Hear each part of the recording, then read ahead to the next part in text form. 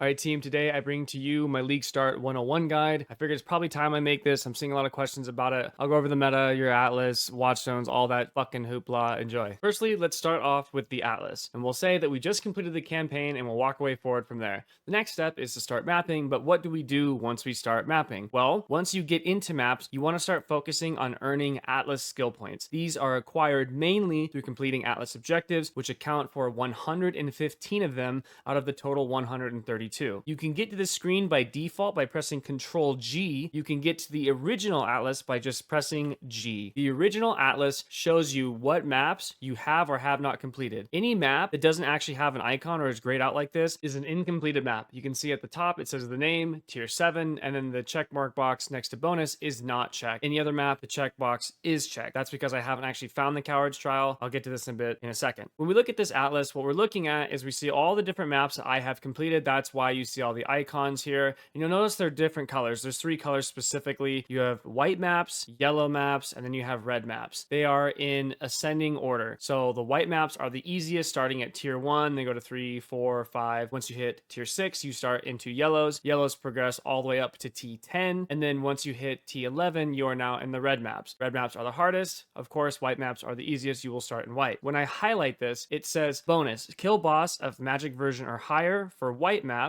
For yellows, it says bonus, kill boss of a rare version of this map. And then for red, bonus, kill boss of a corrupted rare version of this map. So what this means is that in order to complete the Atlas objectives respectively, we have to complete certain difficulties of map. So with whites, all you have to do to make them a magic item is you simply need to use an orb of transmutation. This will set it to blue or magic, and that means as long as we kill the boss in this map as it sits, I will complete my Atlas objective for the white map of alleyways. Next, if I'm in yellow maps, I need to use either an orb of alchemy or an orb of binding. They will both do the same thing. They will set it to rare or yellow. Now, if I complete the basilica, I kill the boss in this map, I will complete the Atlas objective for basilica. And then for reds, I not only have to use either an orb of alchemy or an orb of binding, I must also use a Val orb to corrupt it. So I hit it with an orb of alchemy or an orb of binding. Again, they both do the same thing. I then hit it with a Val orb. Now this arcade map is not only rare, but it is also corrupted. If I kill the boss in this arcade map, I will complete the Atlas objective and get an Atlas skill point for this map. You must do this for every single white, yellow, and red map on here, respectively, completing whatever the bonus is depending on the color of the map. The maps I didn't mention are these unique maps right here, like Mayo-kun, Vaults of Adziri, Pillars of Arun. These are special maps that will drop every now and then. All you have to do, as the bonus says, is simply complete them. And that is how you get the 115 base Atlas skill points that you need for your Atlas skill tree, Control G,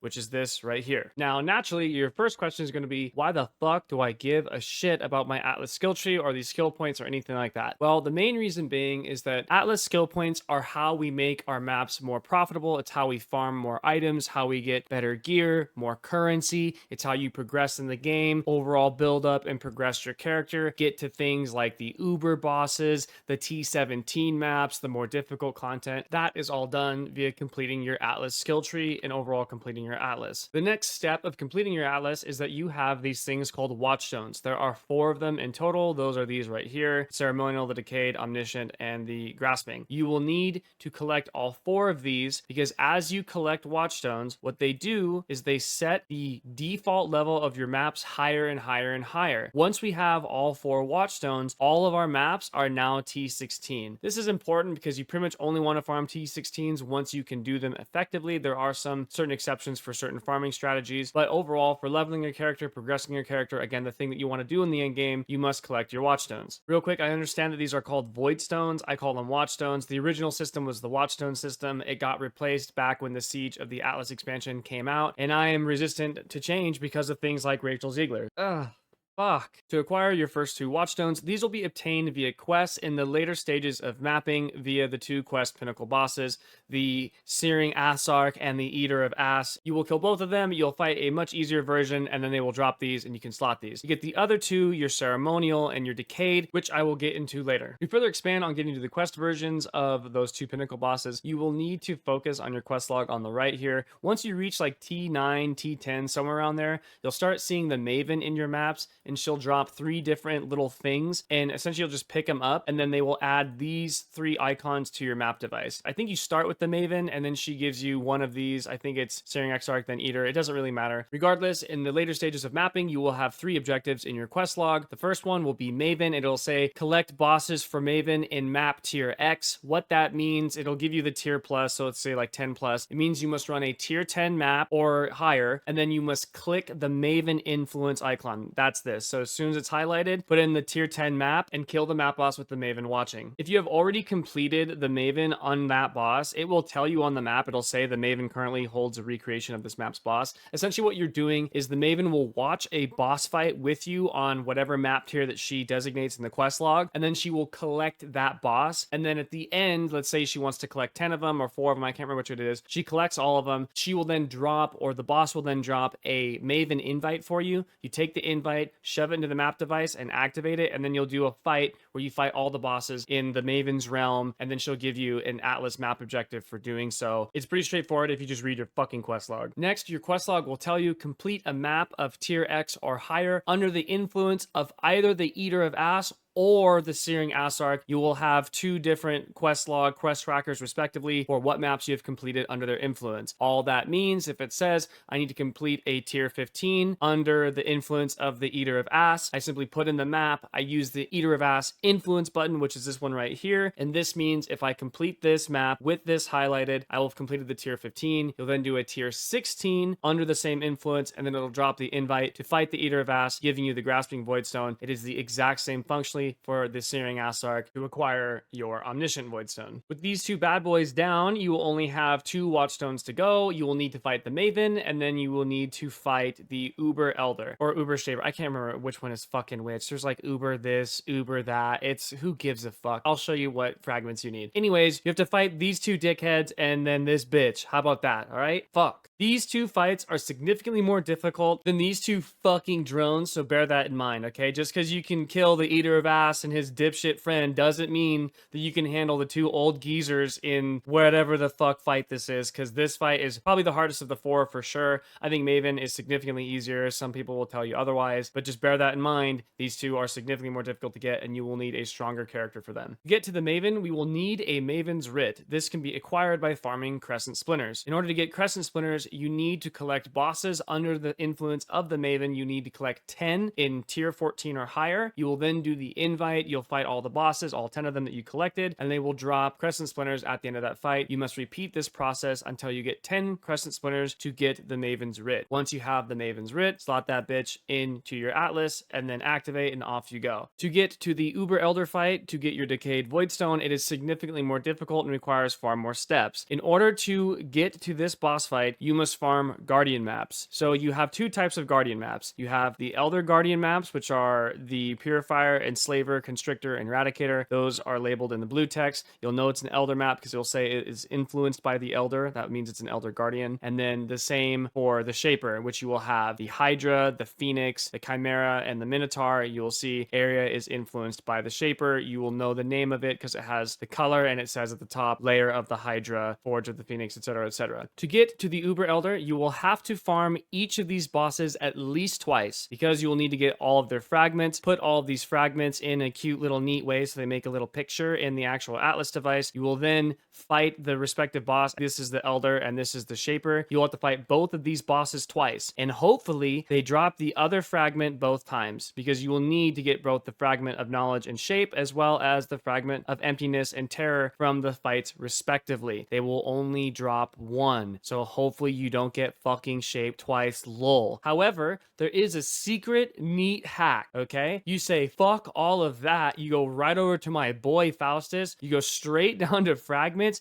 and you just fucking buy the Maven's Writ, and you buy your fragment of terror, emptiness, shape, and knowledge. Just be forewarned, these are expensive as fuck at the beginning of the league, okay? So that's the option I go with every time, because fuck farming all of these idiots. Buy all of this bullshit, throw it into the map device, and again, the neat little picture, I can't do it because I have a bunch of scarabs and shit in, but it'll go into the map device just like so. Slot this in, boom, you're fighting the Uber Elder. Fuck him up. I'll also Shaper will be there. E for everyone, fuck him up as well. And then they will drop the decayed Voidstone, and voila, you have all 4 Voidstones. Real quick, these are favored map slots. These allow you to select a map layout to drop more commonly. I prefer Mesa, so I have all of mine set to Mesa. All you do is you select the slot that you want to change and then select the map that you want. You can select these maps. You can also select the maps on the left-hand side as well. So let's say this was a grotto and I want to set it to Mesa. You could just hit here and then hit here. Now it's Mesa. You collect these by completing certain requirements. These will be listed on all of the slots as well. Defeat the Shaper, defeat Venarius, Cyrus, yada yada. That's how you get all these. Now that was only half of what you'll be doing while you are completing your Atlas and getting your Voidstones. You will also have Atlas points and this Atlas passive tree in which you will need to allot your points. Now, I'm not going to go over everything here, but I will give you the more important things that you need to know to start off with. So first, let's start with Kirac, because he is a big deal. Kirac is this guy right here, and he serves 2 functions. Firstly, he provides a shop which will give you maps, cartographer's chisels, and orbs of unmaking. This is incredibly useful early on because this is a huge source of where you buy maps and you get maps to help progress your Atlas quickly. The other function of Kirac is that he will provide you with Kirac missions. Kirac missions can be accessed from this little slot right here. You click on it and it has 3 tabs, 1 tab for white maps, 1 tab for yellows, and 1 tab for reds. The numbers at the top of each tab are pretty irrelevant. They just tell you how many maps are in the thing in case you can't fucking count. The number on the left is the important one though. This tells you how many missions you have remaining for each of the different colors of maps. So for example, this red 9 means I have 9 red map Kirac missions available that I can still run. I have no yellow map Kirac missions and no white map Kirac missions. These missions are useful because if you hold Alt over these maps and you highlight them, you might find maps that you do not have completed. For example, let's say I didn't have Underground Sea completed, I could run a Kirac mission, this Underground Sea specifically, because it is rare and corrupted. Yellow at the top, corrupted at the bottom. It's also a red map, which is the requirement, getting the Atlas bonus. I could run this, kill the boss inside of this map, and then I would gain the Atlas completion for that map. And this entire inventory would reset with a new set of maps that could be corrupted, different zones, different layouts, different uniques, that sort of thing. Another useful function of Kirac is scouting reports. Scouting reports will drop periodically throughout your maps, and depending on whatever the prefix is, they will have different functions. So I have a Val scouting report and Explorers. Explorers re-roll the maps, and they will try to find maps that you have not completed, and Val scouting reports will re-roll all the maps, but they will corrupt all non-unique maps. There's also like singular scouting reports that will re-roll the maps, guaranteeing 1 unique map within the set of missions that you see right here. There are other versions of scouting reports as well, but in order to actually use one, all you have to do is open up the Kirac mission thing and then right click it, and it'll just simply reset your Kirac missions over and over and over again. The last notable functionality of Kirac is that his shop is tied directly to the Kirac missions. And what I mean by that is if you'll notice, I don't have any cartographer's chisels in this map because I bought them. However, what you can do is you can simply pick a Kirac mission, anyone randomly, it doesn't matter, as long as you pick one. Once the portal opens, his shop will have reset, and I will have new cartographer chisels to buy, and you'll have new maps to buy in case you have bought all of the ones that you were looking for to help fill your gaps. You can do this process infinitely so long as you have Kirac missions. Going back to the Atlas passive tree, with Kirac explained, this is a lot more straightforward. We now understand what scouting reports are.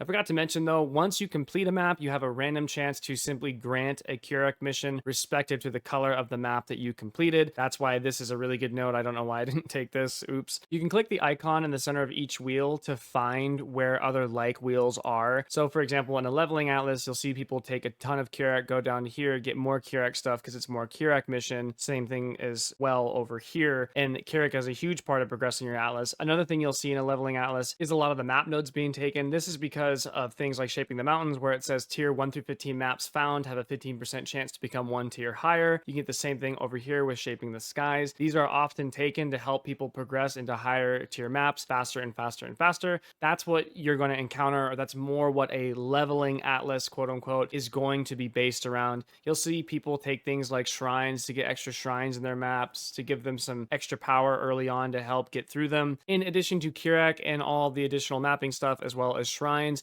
another common thing you'll see in early leveling Atlases is Unwavering Vision. This removes all of the scarabs that can drop and makes it so you can't use scarabs to modify your maps. However, it does give you 20 Atlas points immediately the moment you click it, and you can use these to get more map nodes. A lot of people will take adjacent map drop chance right here to get even more maps to go even faster. You can use it to shut off content. That's what all these do. They shut off the respective content that you click. And then other people like myself will use those points to invest in early game mapping farming strategies to help supplement income early on. So for example, I will rush straight to Unwavering Vision, and then I'll take some Harvest and some Expedition, and I'll be running Harvest and Expedition and like, my T4, T5s to get early currency to help out early on. And I'll talk a bit more about that later. Overall, the Atlas tree is designed to allow you to invest in whatever type of content you want to do. So for example, let's say in the later stages of the game, after you've progressed and completed everything, you want to run some Delirium, you would invest all of your points into the Delirium nodes. And then let's further say that someone figured out that Delirium and Abyss is actually the move. You would invest into both Delirium and Abyss, and then maybe you want to get some Scarab stuff on top of that. It's all dependent on whatever the farming strategy is that you're doing, but it's just important to note that a lot of this stuff is out of your purview in the beginning of the game. Once you actually start mapping, you're pretty much only focused on getting extra maps, upgrading your map tiers as quickly as possible, and progressing your Atlas as quickly as you can. There are some alternatives here. For example, there's always extra shrines and pack with energy to get some extra power early, and then maybe you might want to invest in some early game farming strategies. Just be forewarned, the more you invest in early game farming, the less you will speed through your map completion process. And now let us ponder. And so we asked the age-old question that Adam asked unto Eve when the snake ate like the fruit with the kazoo or whatever the fuck. I don't know, my Bible's a little rough. The question, of course, being, what the fuck do I do with my Atlas points? Now, there are a lot of opinions here, but of course, as you might suspect, the answer requires a little thing called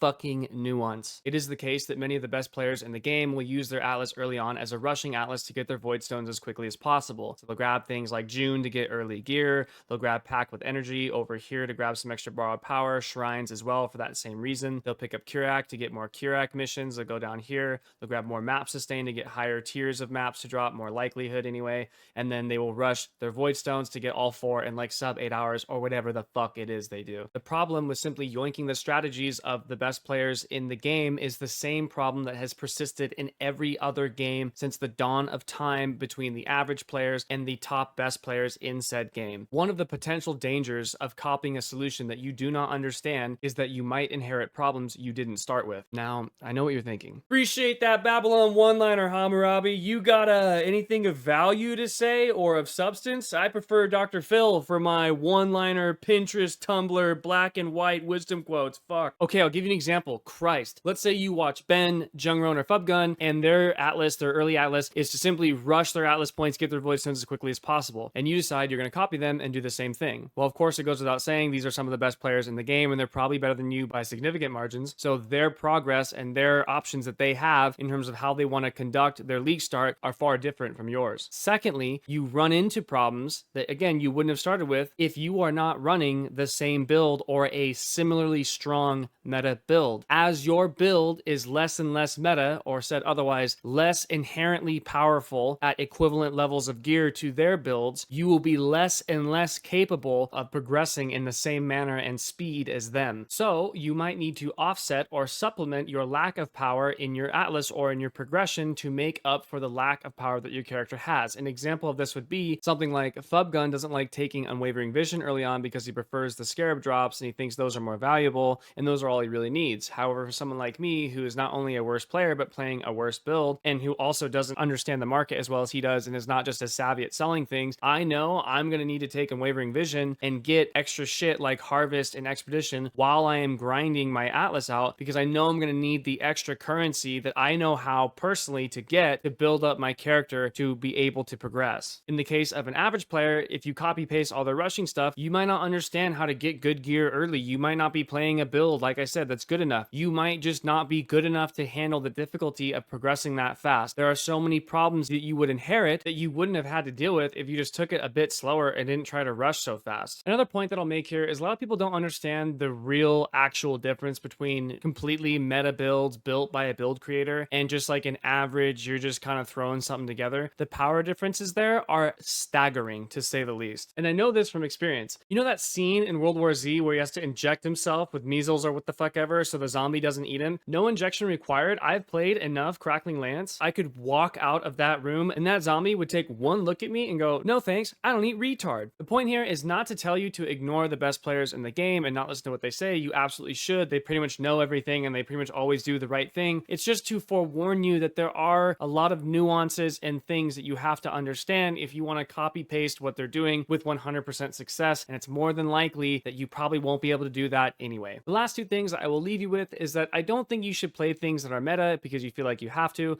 I think you should play whatever you think is going to be fun, except for Crackling Lance. The last thing is that when it comes to the Atlas and that sort of thing, although I hope I have given you enough information to kind of help you figure out what you want to do with your Atlas skill tree points, I do recommend still looking up an early guide from someone that is more new player friendly. That is going to be all she wrote for this one. I will see you guys in the next video or on stream. Deuces.